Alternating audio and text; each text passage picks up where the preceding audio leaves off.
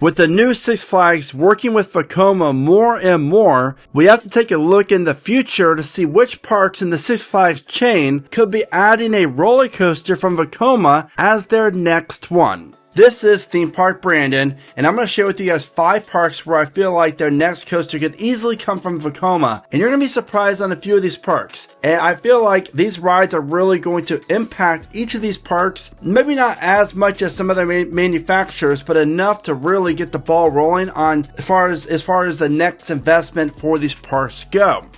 With that being said, let's get into this. The first park would be Carowinds. Now, most of you know this is my home park. Carowinds is a decent park overall, outside of the top 4 coasters. This lineup is extremely top heavy, and with the removal of Nighthawk, the old Vekoma flying coaster, it leaves a massive plot of land right in the center of the park. Now, if they remove the park's Sky Coaster as well, then you have even a larger plot of land. And we can take that one step further and remove Vortex. Now look at this. You're talking an area that can fit pretty much any type of coaster, and as large as they want it to be. There's a lot of promise in this area, central area of Carowinds, and I think that a ride from Vekoma in this spot would do the best. I mean, obviously, after Sirens Curse just opened up, the reviews are coming in. This ride is a success. It's a people magnet. People stop to watch it. People want to ride it. It's all over social media. These type of rides, just like a dive coaster, are the ones that get people talking. And I'll even go, I honestly think Sirens Curse, the Vekoma Tilt Coaster aspect, is even more marketable than... It might be the most marketable type of coaster out there, besides like a 400-foot tall coaster. I think it's definitely more marketable than a dive coaster is. And I think a Vekoma Tilt Coaster, a record-breaking one, being located right at Carowinds in the center of the park, just makes the most sense whatsoever. I mean, just imagine a 200-foot tall tilt coaster with 5 or 6 inversions, a mid-course brake run, quick transitions. Like, that is how you get the park to go up a notch. And it's going to create a focal point in the center of the park. So I do feel like Carowinds will be adding a brand new Vekoma Tilt Coaster as their next coaster. And hopefully 27, but most likely 2028. Now, we already know Six Flags Magic Mountain is going to be opening up the new family thrill. It's more thrilling. It's not really a family, I guess, but it's like a mix between a flying coaster and a suspended coaster. So it's going to be very fun for sure. The layout looks pretty awesome. And this ride is scheduled to be opening up in 2026.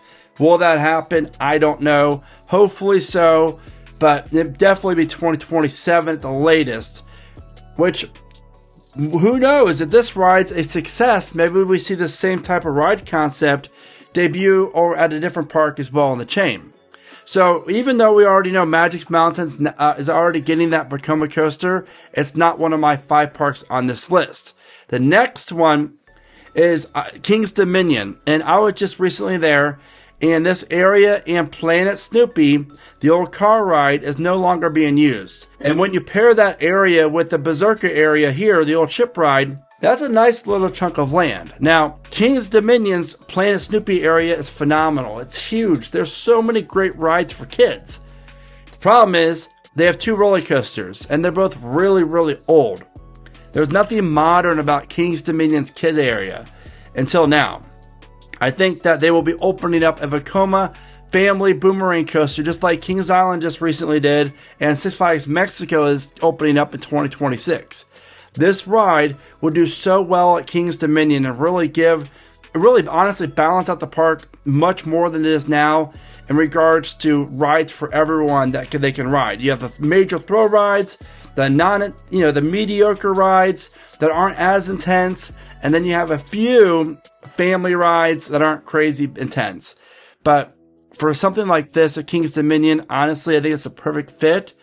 I hope that this is the next coaster for the park, followed by a B&M Hyper out behind Grizzly in the next year or 2 after they open up this, but who knows?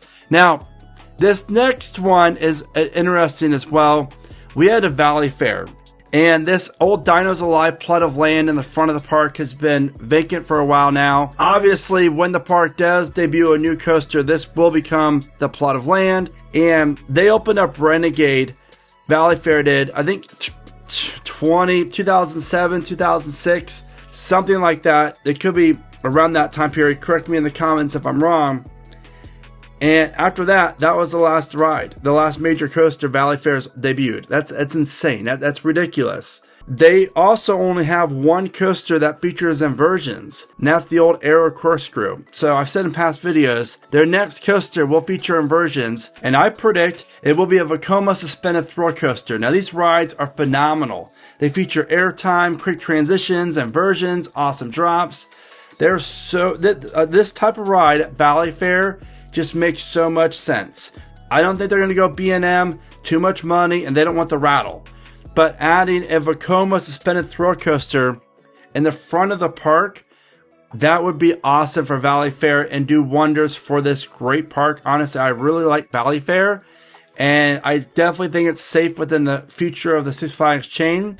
And having a ride like this just basically makes the park so much better, and it's going to really spruce up that front of the park. And again, a solid fit, and I do feel like this is a strong chance of happening for Valley Fair.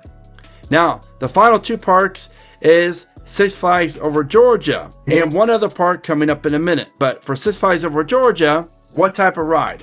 That's the big question. This park could definitely benefit from a launch coaster. We all know that. Even though they added their Intamin shuttle water coaster, whatever the heck it's called, this year, solid looking ride, but it really isn't a launch coaster that focuses on launches, inversions, and a complete ride experience.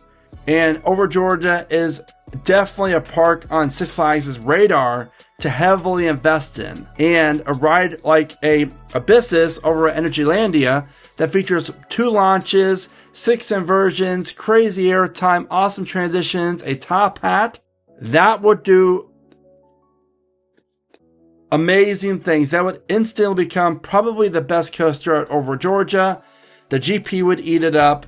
It would really add, if you add it in the parking lot area by the go-karts, where the go-karts once was located, it would just, again, this would really make Over Georgia a mid-tier to a top-tier park. This park could definitely benefit from a high-capacity roller coaster that features 3 trains. Because believe it or not, outside of Daredevil Dive, Over Georgia, all their major coasters run only 2 trains, which is crazy to me.